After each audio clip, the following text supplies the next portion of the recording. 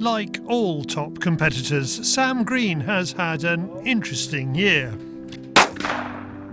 Lockdown has meant he's had time to start developing his own shooting school and playground at the famous 6 Mile Bottom Shoot in Cambridgeshire. Already we've got a big 200-birder clay shoot organised, main sponsor Browning. They've give free shotguns for first, second and third. Dave Shipman's sponsored a shotgun as well for the Colts. We're looking at £1,000 in each class at the moment. So that's going to be in May from the 18th to the 22nd. So 200-birder, 2 different courses, a red and a blue, and it's going to be called the Fiberwad Browning Cup. Are you going to set the course? Yeah, so I'm going to set the course. Hopefully it'll be set for about a 190 at the 200. And yeah, it's winners takes all. We're not going to do any silly super finals or anything. Top 3 guns will walk away with a Browning. Juniors and ladies at the moment have got a shotgun as well.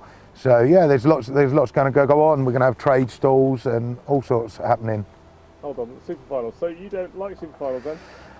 It's not that I don't like them. Yeah, it's 6 of one and half a dozen the other. We can be right at the top of the competition and lead it all the way, and then come into the top 6. We don't shoot that well on the day, and then there's the other side of it where we sort of scrape in and we shoot our socks off in the final and win the competition.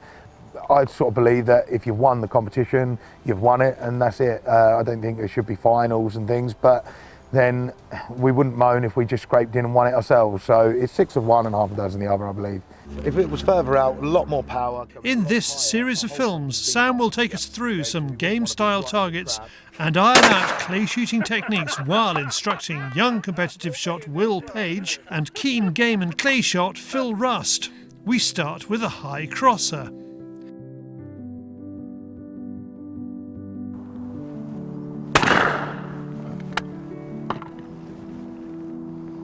Okay, so the target is coming straight over our heads, but it has got right-hand bend on the target. So if it was a high pheasant, that bend would actually be a lot more. So we're coming up from the right-hand side of the target. If you just shoot a couple and then we'll go through it. Oh. Perfect. So what you'll notice is what Phil's doing is keeping the gun nice and low. So the target comes up and you come from behind the target and then come through it and keeping the gun moving. You actually only want it to overtake the target when you're actually ready to take the shot onto it. So if it was a pheasant, they call it the bum belly beak. So you're coming from behind the target, through it. Once you're getting past it, you pull the trigger and just keep the gun moving. So you're just keeping the gun nice and low. Oh. You can see the target, come through it, keep the gun moving and shoot. Perfect, happy. When we try and start in front of a target, obviously if it's quite high, the target's very small. So if you've got big hands with a forend, everything, the target's behind the gun. So you can't actually see it, and we tend to lift our heads or we try to look round the sides of the gun. So starting low and then coming through it, you see the target all the time. When you're ready to take that shot, then come through the target, shoot and just keep the gun moving. So keeping the gun nice and low, we can say pull, we can see the target, it overtakes us, we overtake the target and go and carry on. So by holding the gun too high, we say pull, we can't actually see the target and we end up lifting our head and we're trying to look round the target.